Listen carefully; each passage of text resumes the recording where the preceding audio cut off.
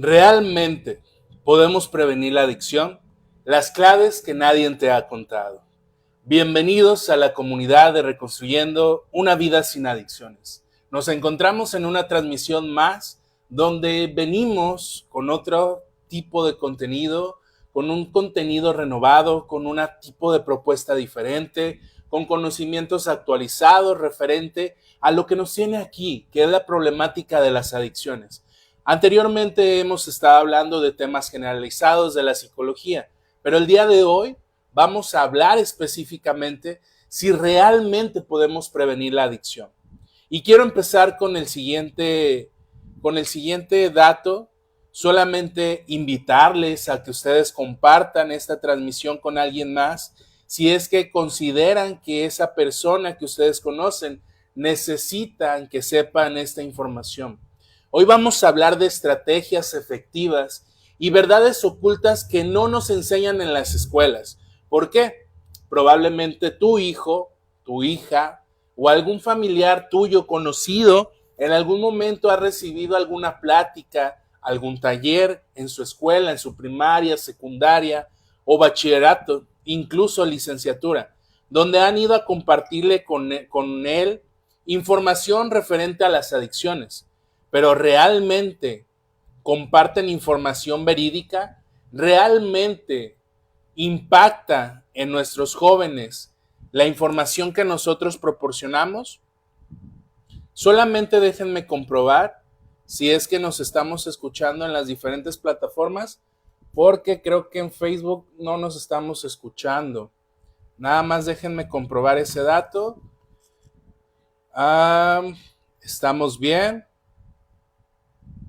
Ahora nos vamos a ir a YouTube y discúlpenme que haga esta breve intervención, pero me gustaría comprobar este dato y pues bueno, creo que sí, estamos bien en los audios, no hay ningún problema. Sean bienvenidos a la comunidad de Reconstruyendo una vida sin adicciones.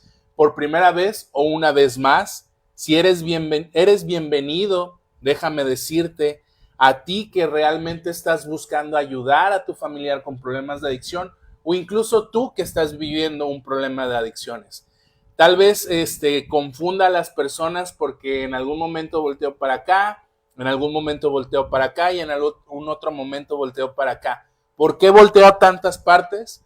Pues porque el día de hoy me falló mi cámara de la computadora, donde regularmente estaba grabando para hacer la transmisión en Facebook y en YouTube. Por ahí anda Efraín, dice hola, saludos Efraín, anda viéndonos en YouTube. Están 7 personas conectadas en YouTube, me da muchísimo gusto. Y pues bueno, vamos a hablar entonces acerca de este tema que nos tiene aquí. ¿Realmente podemos prevenir la adicción? Claves que nadie te ha contado. Estrategias efectivas y verdades ocultas que no te enseñan en la escuela. Nos dijeron que prevenir es hablar de drogas, poner carteles y asustar. Pero, ¿sabes qué país redujo el consumo de adolescentes en un 75%? Islandia. ¿Cómo? Haciendo exactamente lo contrario a lo que nos enseñaron. Hoy, aquí, en este momento, vamos a explicar el por qué y cómo Islandia utilizó estrategias totalmente diferentes a la que nosotros hemos aprendido en este contexto. Saludos a Mateo, que nos está viendo en YouTube, y pues bueno, invitarles a que compartan esta transmisión. Es cierto, muchos de nosotros en nuestra adolescencia, aquí un referente al que tienen a su psicólogo y a mí enfrente de ustedes, en algún momento nos enseñaron clases donde se fundamentaba más el miedo, donde piensan que poner carteles o anuncios en Facebook o en la televisión hablando de las consecuencias de la adicción ayudará a prevenir que los jóvenes sigan utilizando las drogas o el consumo de sustancias psicoactivas como una forma de evitarlo. Pero nosotros sabemos que no. Hoy en día tenemos el poder, como muchos de ustedes, de no ver esta transmisión, darle siguiente, desglosarlo y ver otro tipo de contenido. ¿O acaso no tenemos esa ventaja el día de hoy? Cuando yo estaba joven, no. Lo único que había era televisión. Y si tenías que ver tu programa favorito, tenías que aventarte todos los cortes comerciales. Y tenías que ver todo lo que salía en los comerciales. Y muchas veces llegamos a ver anuncios que hablaban de prevenir de las drogas, pero a través de fomentar el miedo, de asustar. ¿Un cartel realmente ustedes creen que ayuda a prevenir las adicciones? Una plática en una escuela solamente una vez, ¿creen que ayuda a prevenir que esos jóvenes en algún momento utilicen una droga, una sustancia? ¿Qué es lo que no funciona y que se sigue repitiendo a pesar de saber el gobierno que no funciona? Mitos comunes de la prevención de las drogas. Las drogas son cosas de pobres o delincuentes. Anteriormente, el gobierno fomentaba este tipo de contenidos y es lo que mucho fomentó en las creencias de la cultura de una sociedad al creer y estigmatizar que las personas que consumen sustancias psicoactivas son delincuentes o son pobres.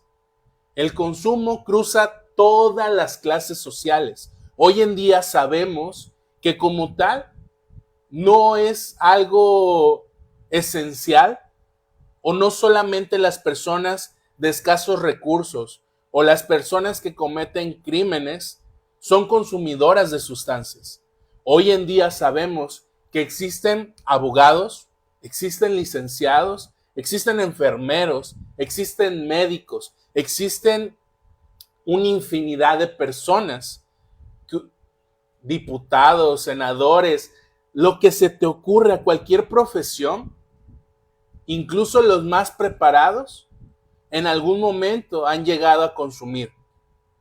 Así que no estigmaticemos ni hagamos énfasis en que solamente las personas pobres o de escasos recursos o aquellas que cometen actos ilícitos son los que consumen.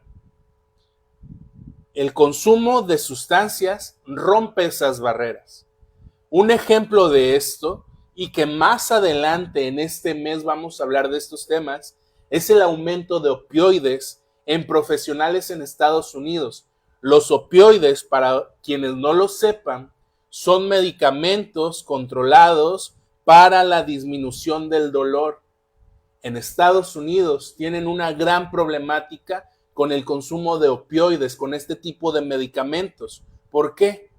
Porque las farmacias lo distribuyen, porque las farmacias se han encargado, las empresas farmacéuticas se han encargado de distribuir las sustancias psicoactivas de una manera tan, ¿cómo podríamos decirlo?, sutil, que hoy este tipo de sustancias psicoactivas de drogas, como los opioides, puedes llegar a consumirlas tú de manera recetada por un médico. Y en Estados Unidos han tenido esa problemática. Así que, bueno, los opioides son un grupo amplio de medicamentos dirigidos a aliviar el dolor que actúan sobre las neuronas cerebrales para disminuir este dolor. Otra de las cosas que no funciona, basta con mostrar imágenes impactantes. ¿Ustedes creen? Hay algo que se llama el efecto boomerang, que puede generar morbo. Campañas como This is Your Brain on Drugs fueron contraproducentes. Si tú quieres googlear, después de esta transmisión te puedes ir a Google y ver qué es esta campaña de This is Your Brain on Drugs, que en español sería este es tu cerebro con drogas o con sustancias psicoactivas. ¿Por qué utilizo palabras un poco técnicas? Porque ya me di cuenta que si utilizo términos muy genéricos, pues Facebook, YouTube, TikTok no nos permiten llegar al alcance de más personas porque se asusta el algoritmo a identificar ciertas palabras que no deberían, porque el contenido que nosotros ofrecemos es educativo.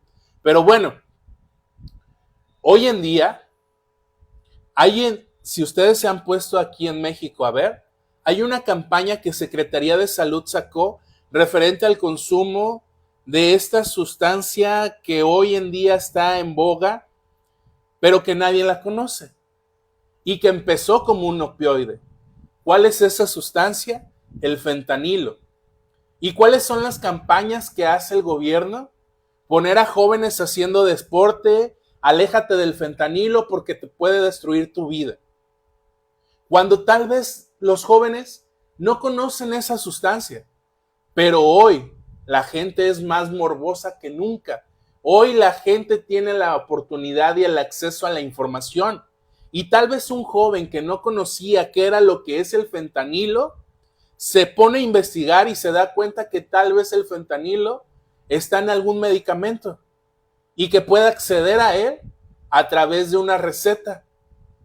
Y que tal vez el fentanilo también de manera sintética ya está mezclado con otro tipo de sustancias psicoactivas. Y empieza la curiosidad. Muchas veces hay psicólogos que cometen el error de hacer contenido explícito, con imágenes explícitas. Y ya lo mencionamos ahorita, el efecto boomerang es aquello que tal vez tú no tenías la intención de que la gente se informara de ello y que generara un problema esa información.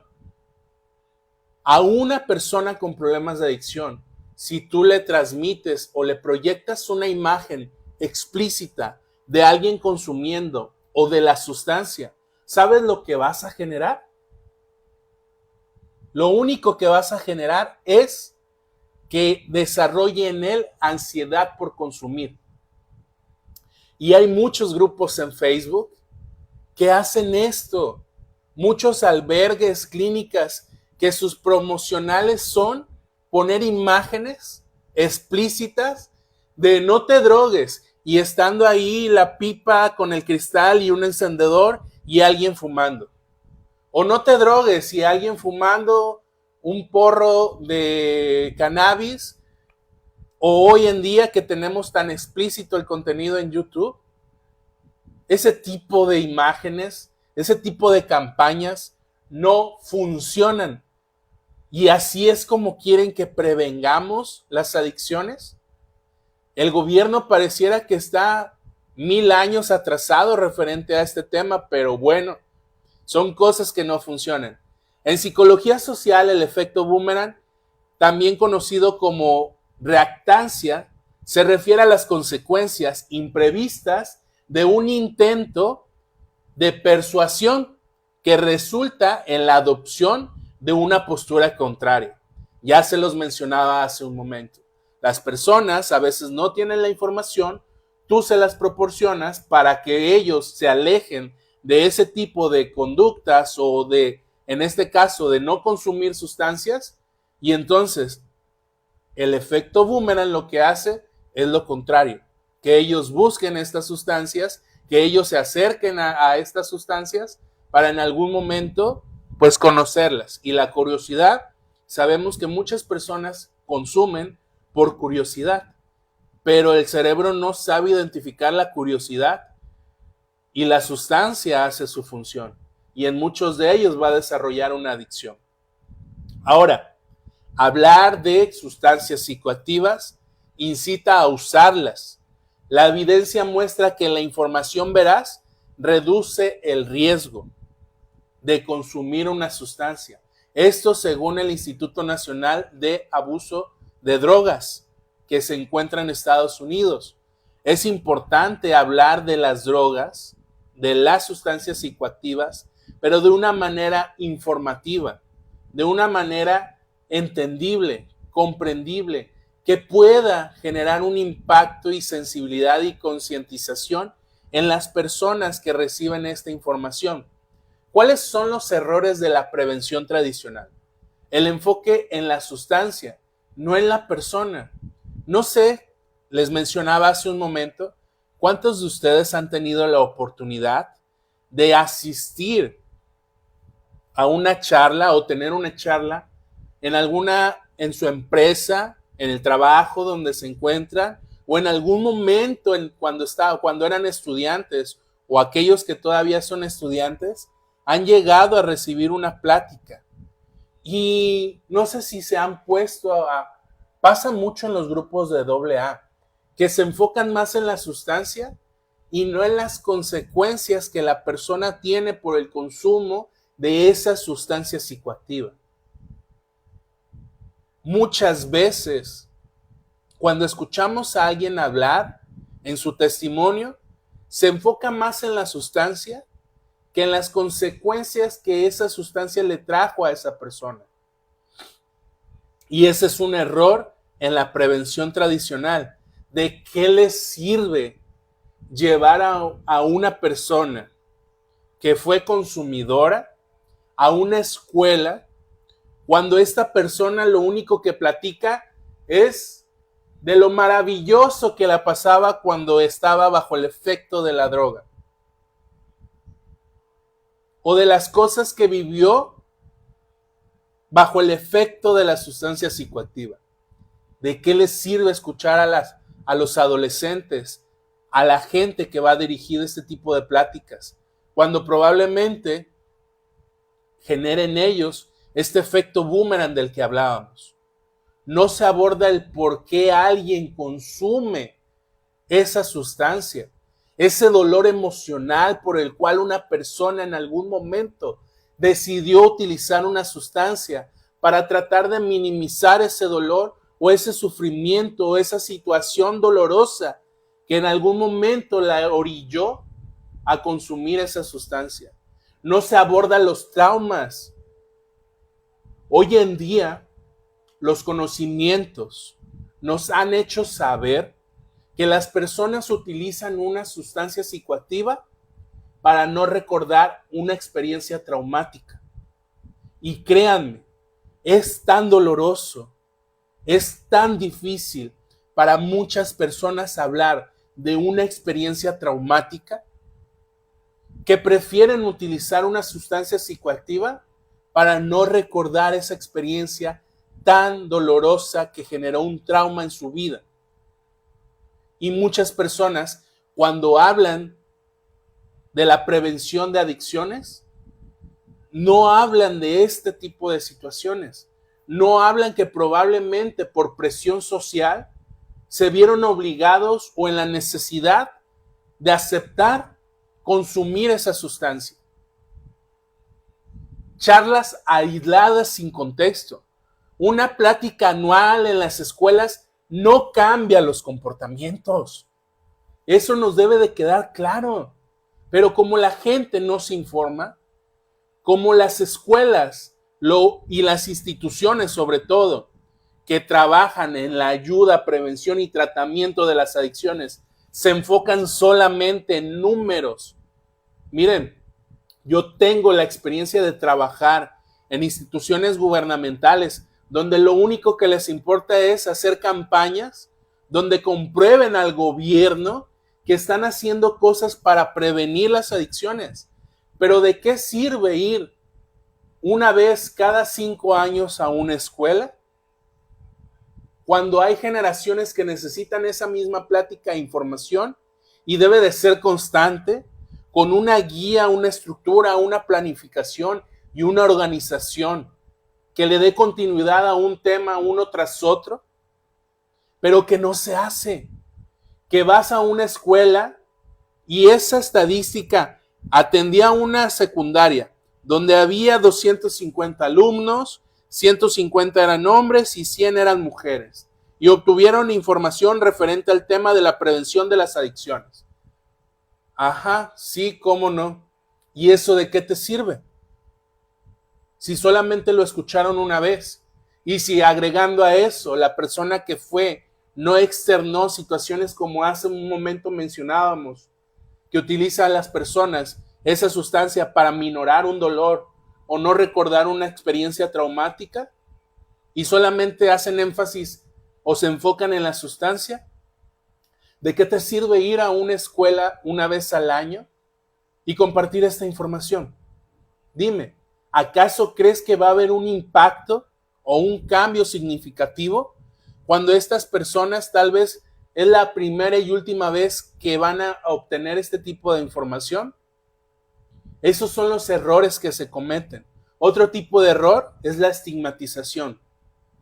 Decir las drogas, los drogadictos son débiles, alejan a quienes necesitan ayuda. Hay muchos estigmas sociales. Hay muchas formas de referirnos de manera desagradable a una persona consumidora. Y sí, claro, probablemente a veces podamos aminorar el dolor y el sufrimiento de tener un familiar con problemas de adicción, haciendo bromas sarcásticas referente a su problema de adicción. Pero cuando nosotros creemos que una persona con problemas de adicción, como yo les llamo, porque no dejan de ser seres humanos, no dejan de ser personas que tienen un problema de adicción, a mí no me gusta decirles drogadictos ni adictos, son personas con problemas de adicción.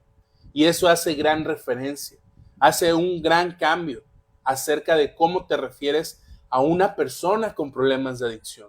Porque no lo estás estigmatizando, no lo estás encasillando, no lo estás minimizando, no lo estás juzgando, no lo estás señalando. Pero muchas veces creemos que las personas con problemas de adicción son débiles. Y cuando creemos de esa manera, los estamos victimizando y les estamos haciendo creer que no tienen la fuerza suficiente para dejar de consumir o para buscar ayuda. Ahora, ¿cuáles son esas claves ocultas para prevenir las adicciones? Factores de riesgo reales que no se mencionan. Este dato es un dato actual de esta misma Institución Nacional de la Salud. Dice lo siguiente acerca de la genética. Hijos de padres con adicciones tienen 4 veces más riesgo de desarrollar una adicción en su vida. ¿Qué quiere decir lo siguiente que acabamos de señalar? Si tú tuviste a un padre consumidor de alcohol, de tabaco, de cannabis o de otro tipo de sustancias, tú tienes 4 veces mayor riesgo de prevenir en un momento de tu vida una adicción. No pienses que porque eres adolescente es parte de la adolescencia. No. Probablemente tus padres tuvieron problemas de consumo de alcohol, de tabaco o de alguna otra sustancia. Y si tú el día de hoy estás consumiendo alguna sustancia cuando la vida te lo permita, puede tu hijo desarrollar 4 veces mayor probabilidad una adicción debido a que tú en algún momento consumiste una sustancia psicoactiva. Son datos relevantes que no se comparten en las escuelas, que no se comparten en las instituciones. ¿Por qué? ¿Que acaso al gobierno no le conviene que las personas sepan que están desarrollando en sus hijos con mayor probabilidad de consumo en algún momento de su vida una adicción? ¿Qué es lo que oculta realmente el gobierno referente a esto? Ahora, otro dato clave que tratan de ocultar para prevenir las adicciones. El 90% de las adicciones empiezan antes de los 18 años. Imagínense, el 90% de las adicciones empiezan antes de los 18 años. ¿Qué estamos diciendo con este dato? Que es tan importante cuidar, amar, querer, respetar, valorar a nuestros adolescentes. ¿Por qué? Porque es la etapa más crucial para el ser humano y muchos de ellos se ven influenciados o involucrados en amistades o situaciones que en algún momento les van a invitar a consumir. Y si ya tus padres eran consumidores y desarrollaron en ti 4 veces mayor probabilidad de consumo, ahora agrega que durante tu adolescencia probablemente te veas en riesgo de utilizar alguna sustancia psicoactiva, a consumir una droga. El cerebro adolescente, la corteza prefrontal, tócate esta parte o señala esta parte de tu cerebro. Esta parte es la corteza prefrontal, obviamente dentro del cráneo, en la parte cerebral. Y esa parte se encarga del control de impulsos y no madura hasta los 25 años. ¿Por qué creen que en Estados Unidos hay una diferencia para ser adulto a comparación de México? En México, a alguien se le considera adulto a los 18 años. En Estados Unidos es hasta los 21 años que se considera a alguien como un adulto, porque anteriormente se tenía la idea, con base a la neurociencia, de que la área prefrontal se terminaba de desarrollar a los 21 años.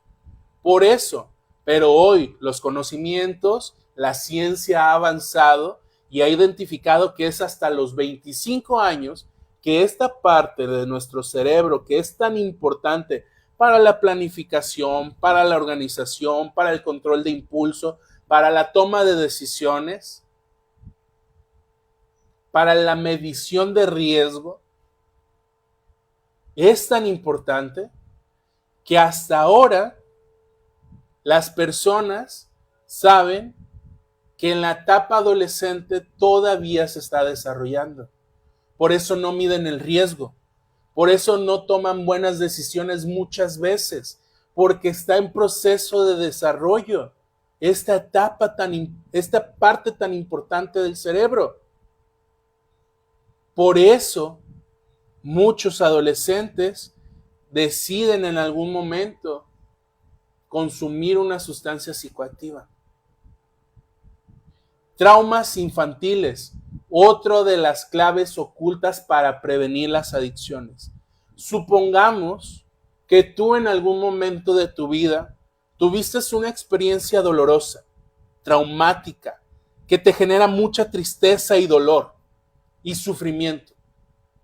Supongamos que existieran instituciones a las cuales tú puedes ir y con los cuales puedes hablar y puedes recibir ayuda y atención psicológica sin estigma de que, ay, estás loco porque vas al psicólogo, o ay, de seguro no puedes con tu vida y necesitas ir al psicólogo.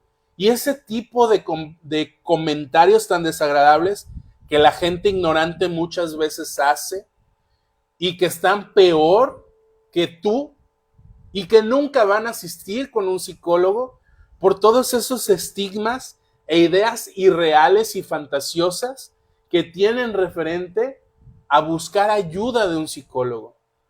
¿Qué tal? Saludos, Evelyn y SW. Ponme ahí tu nombre porque no te identifico. Pero son situaciones como estas las que nos ayudan a prevenir. ¿Cuál es el dato acerca de los traumas infantiles? Personas con 4 o más experiencias adversas, o sea, dolorosas, difíciles, tienen 5 veces más riesgo de desarrollar una adicción en su vida. ¡Puf! Qué difícil saber este tipo de datos y saber que el gobierno no hace nada, a pesar de que estos datos están fundamentados de manera científica, en conocimientos científicos, en años de investigación. ¿Por qué? Tan solamente ponte a pensar de lo que hemos hablado. Estamos diciendo que si tus padres eran consumidores, tú desarrollaste 4 veces más riesgo de desarrollar una adicción en algún momento de tu vida. Luego le agregamos que en tu adolescencia el 90% de las personas que desarrollan una adicción fueron durante su adolescencia. Y luego agregamos que si tú en tu vida tuviste 4 o más experiencias traumáticas o dolorosas, tienes 5 veces mayor riesgo de desarrollar una adicción. ¿Para dónde nos hacemos? ¿Acaso hay alguien en México o en otros países que no haya en algún momento tenido estas situaciones? Padres consumidores, pasar por una etapa tan crucial como la adolescencia, donde sí sé que hay muchos adultos que tuvieron amistades que consumían y que en algún momento ellos nunca consumieron y que tal vez tuvieron la oportunidad de consumir, pero ellos no eligieron consumir. Y sí, sé que hay experiencias traumáticas y dolorosas que muchos de nosotros llegamos a tener en nuestra vida, no solamente en la infancia, sino también en la adolescencia y en la adultez. Y a lo mejor fueron más de 4, 5 o 10. Y no por eso fueron consumidores. Pero el día de hoy estamos hablando de que hay muchos factores que orillan a una persona a desarrollar una adicción. Y estos datos jamás los vas a oír en una plática para prevenir las adicciones. ¿Qué está haciendo el gobierno? Me tapo los ojos, me tapo los oídos, me tapo la boca y no sé nada. Ahora, ¿cuáles son las zonas afectadas en el consumo de drogas? La corteza prefrontal, y en medio, muy en el centro, tenemos algo que se llama el sistema límbico, que es la amígdala, conformada por la amígdala y el núcleo accumbens. Esas áreas del cerebro son las más afectadas por el consumo de alguna sustancia psicoactiva. ¿Cuáles son las estrategias basadas en evidencia? ¿Qué podemos hacer que realmente funcione? Primero, retrasar la edad del primer consumo. Cada año que tú retrasas el primer uso de consumo de alcohol o de alguna otra sustancia, reduces un 5% de riesgo de desarrollar una adicción. Si la adolescencia empieza entre los 11 y los 12 años, si tú vas avanzando tu adolescencia 11, 12, 13, 14, 15 años y en menos de esos años tú no consumes una sustancia, tienes 5% cada año de no desarrollar una adicción y estás aumentando.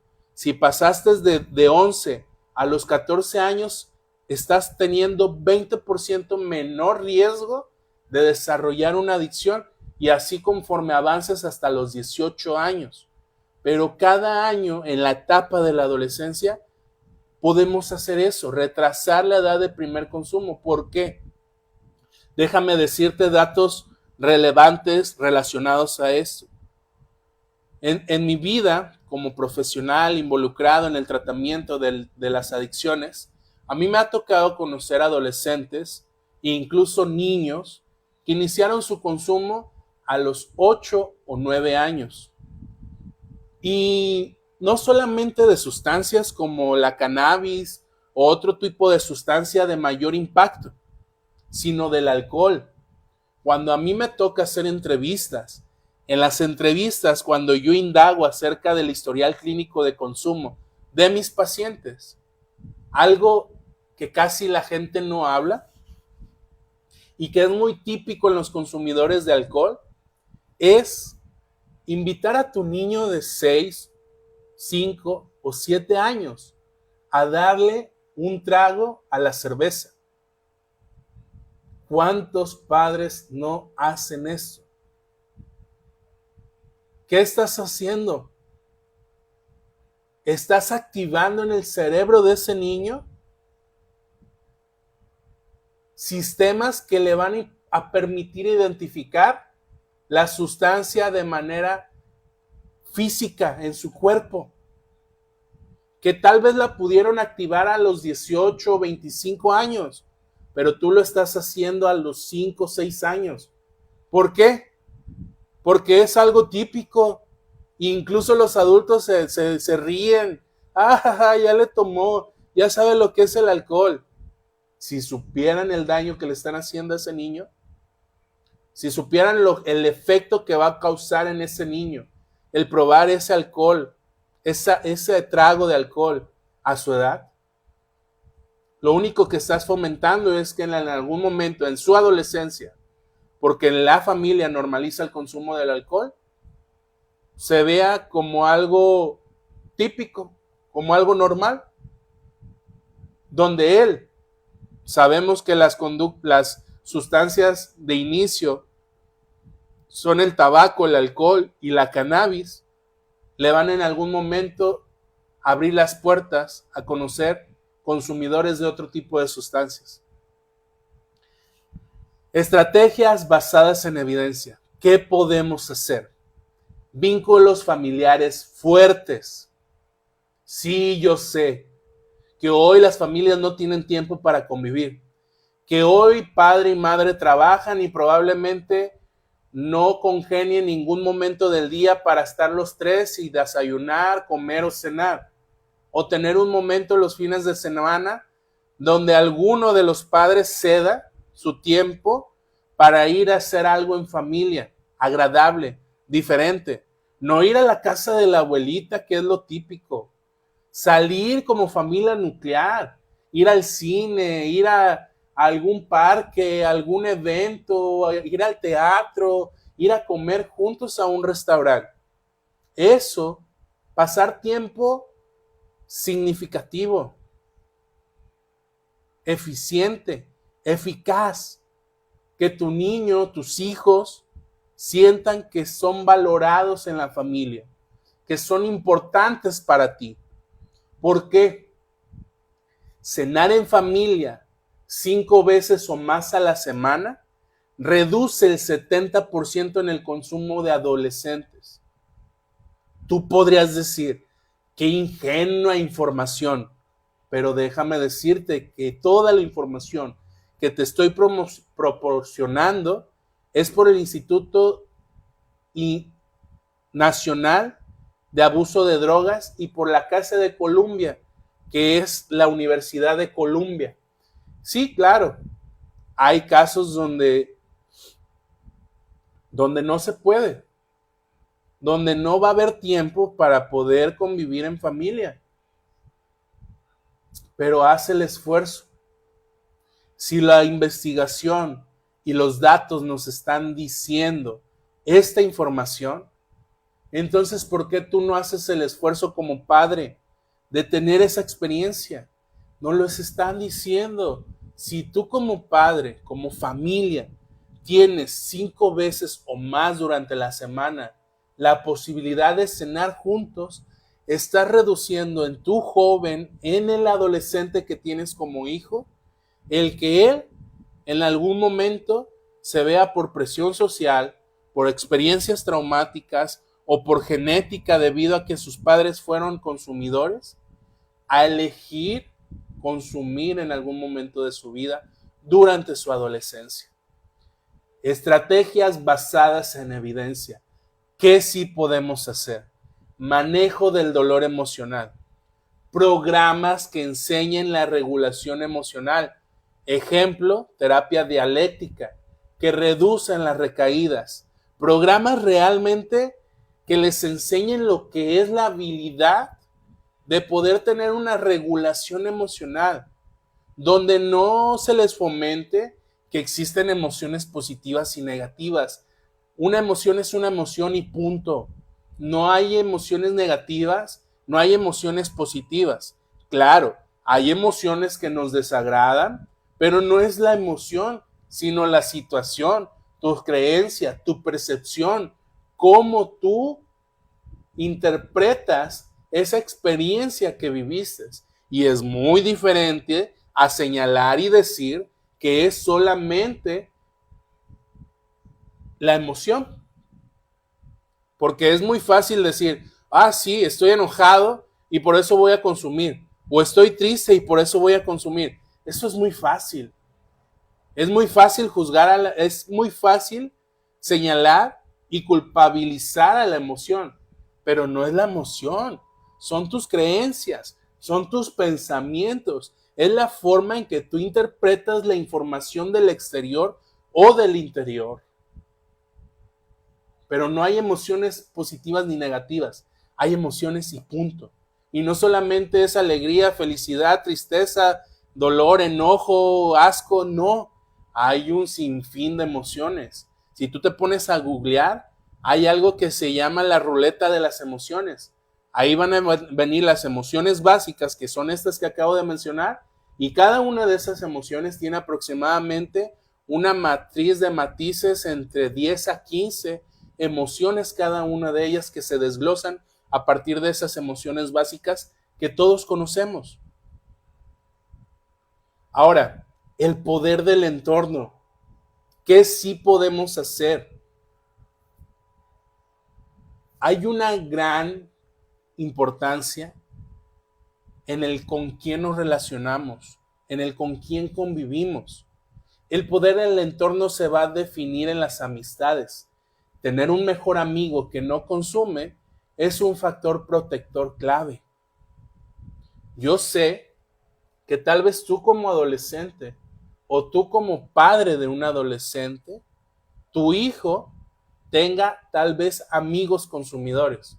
Y no nada más de alcohol y de tabaco, sino también de cannabis o de alguna otra sustancia psicoactiva de mayor impacto. Y ese es un factor negativo. Pero un factor protector clave es que tu hijo o tú como adolescente tengas amigos sanos, un mejor amigo que no consuma. ¿Por qué? Porque ese te va a cuidar, ese te va a proteger, ese va a tratar de que tú en algún momento no te veas influenciado, tal vez por otro tipo de amigos que sí son consumidores. Porque créeme, a la edad de la adolescencia, definir a un mejor amigo, no cualquiera se gana ese título en tu vida. No a cualquiera le das ese título en tu vida. El poder del entorno está en las alternativas reales. ¿Qué podemos hacer? Comunidades con acceso al deporte y al arte muestran 30% menos de consumo en jóvenes. Esto según estudios islandeses. Y miren, créanme que esto lo puedo comprobar en mi corta experiencia que llevo como psicólogo en el tratamiento de las adicciones. Hace tiempo tuve la oportunidad y ahí me están viendo varios estudiantes a los cuales pude conocer en un instituto en el cual trabajé, donde les fomentaban el deporte y las artes. Y eso, quieran o no, está impactando en la vida de ellos para mantenerse alejados del consumo de una sustancia psicoactiva. Obviamente sí, va a haber que quienes consuman, ¿por qué? Porque no nos olvidemos de los datos que acabamos de mencionar hace un momento. Tener padres consumidores, tener experiencias dolorosas o traumáticas, etcétera, etcétera. Lo que ya mencionamos hace un momento. Pero imagínate, el gobierno y la gente a veces no aprovecha los lugares que el gobierno abre. Tenemos lugares donde ofrecen deportes y tenemos lugares donde ofrecen actividades culturales o de arte. Tenemos en México lo que se llama la Casa de la Cultura, donde ahí puedes aprender a tocar algún instrumento, donde ahí puedes aprender algún tipo de danza, donde ahí puedes encontrar círculos de lectura, donde ahí puedes encontrar fomento del arte y de la cultura como tal. Y tenemos instituciones del deporte, donde puedes aprender algún deporte que te guste. Pero muchas veces las personas no aprovechan este tipo de instituciones o de programas que el gobierno ofrece. Y como no las aprovechan, no hay mucha demanda, y al no haber demanda, pues no hay recursos y no hay forma de que las personas tengan acceso a ellos. Otra de las cosas que el poder del entorno tiene es la reducción de daños. Programas como testeo de pastillas en festivales evitan muertes por sobredosis.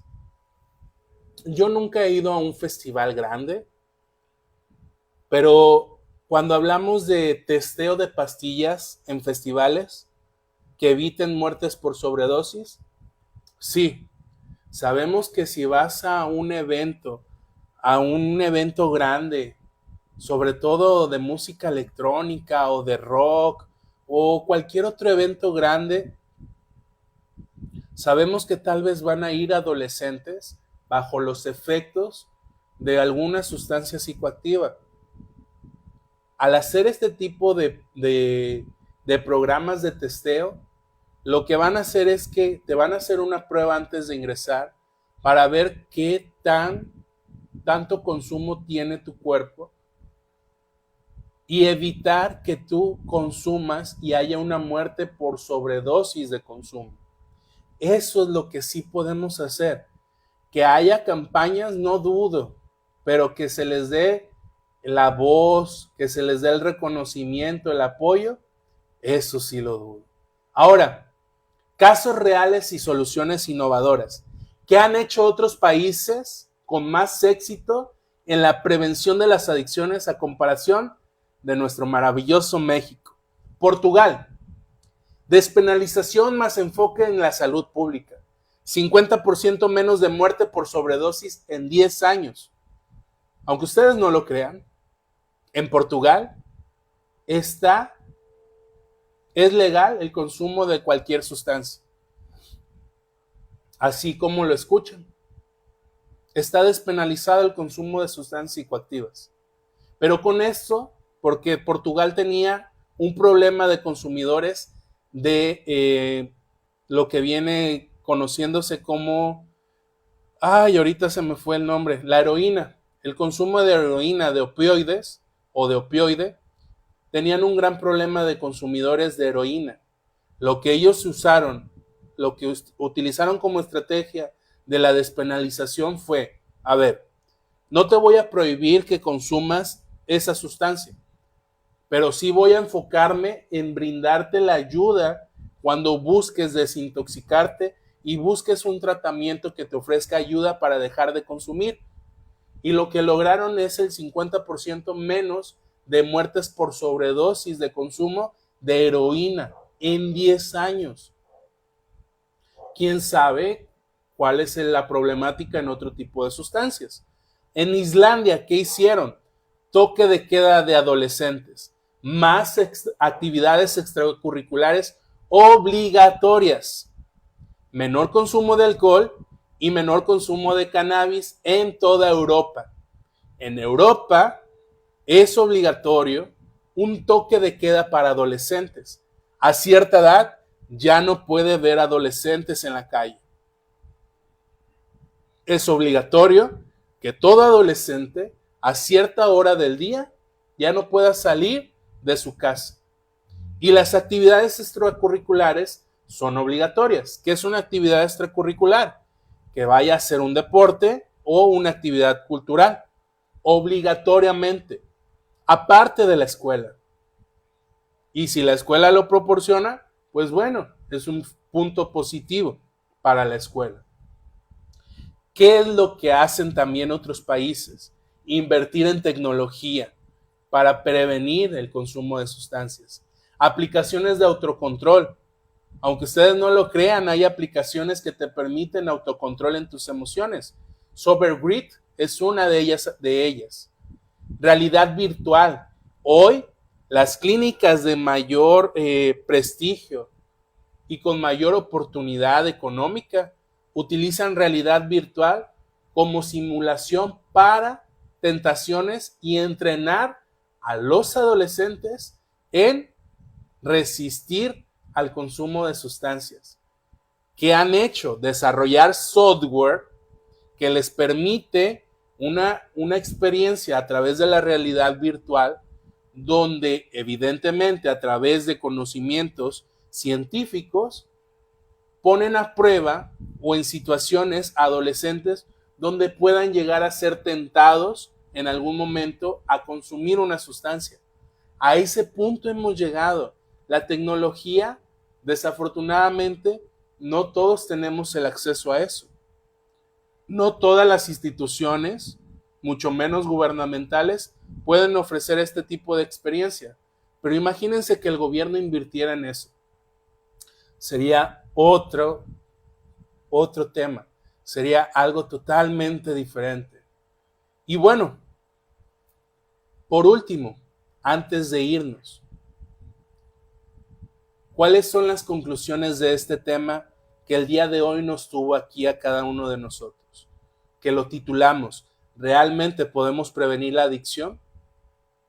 Yo te invito a que compartas este tema con alguien más, a que nos ayudes a llegar a más personas, regalándome tu tap allá en TikTok, regalándome tu like en YouTube y en Facebook y compartiendo este video, comentando qué te pareció este tema, qué otro tema te interesaría que en algún momento desarrolláramos. ¿Sabías esta información?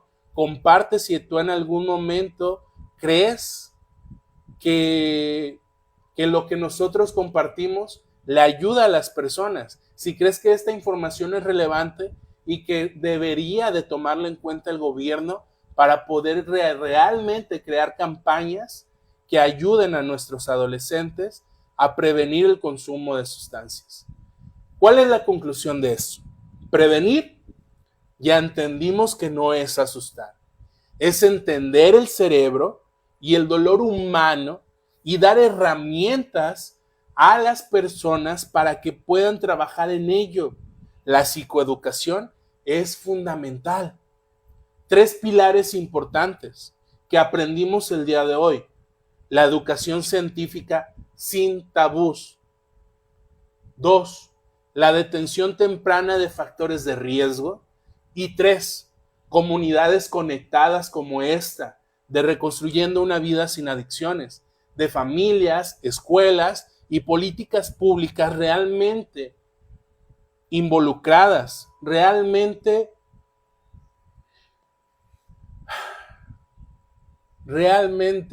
¿cómo podré decirlo?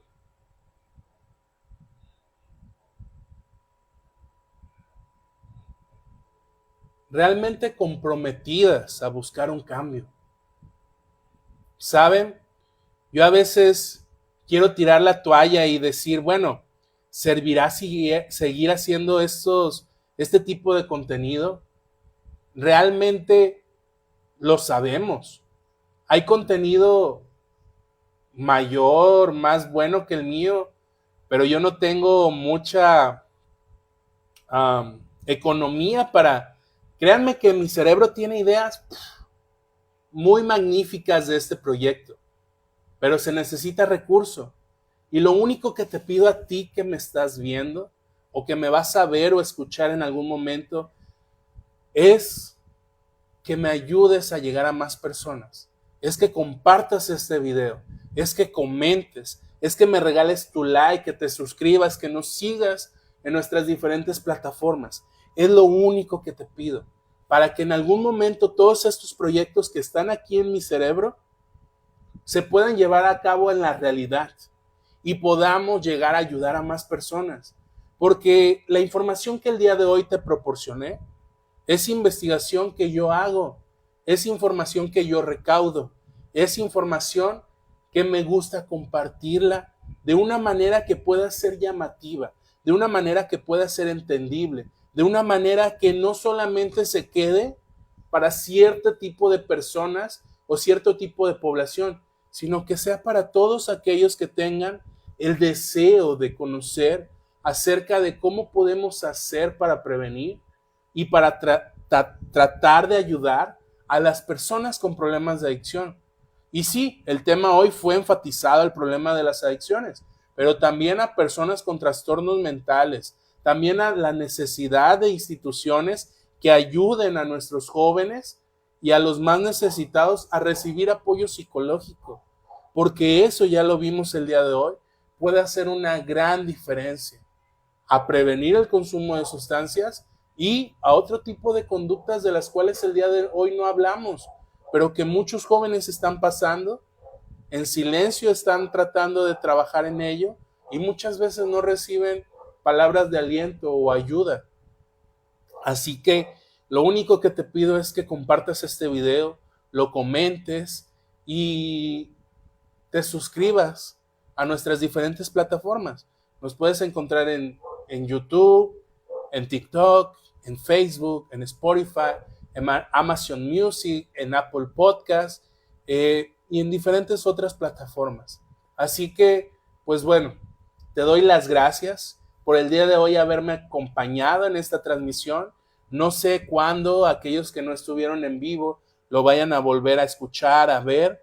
Te doy las gracias por formar parte de esta comunidad, por darme tu apoyo con cada me encanta, con cada tap que me regalas, con cada vez que comentas, con cada vez que compartes este video, porque gracias a ti esta comunidad sigue en pie. El día que me venza va a ser porque, no sé, algo pasó en mi mente y me dijo, ya no hagas más esfuerzo. Pero mientras, seguiremos en la batalla. Te deseo una excelente noche para aquellos que nos estuvieron viendo en vivo en esta transmisión. Invitarte a que te suscribas a nuestras diferentes plataformas y agradecerte por formar parte de esta comunidad. Que tengas una excelente noche.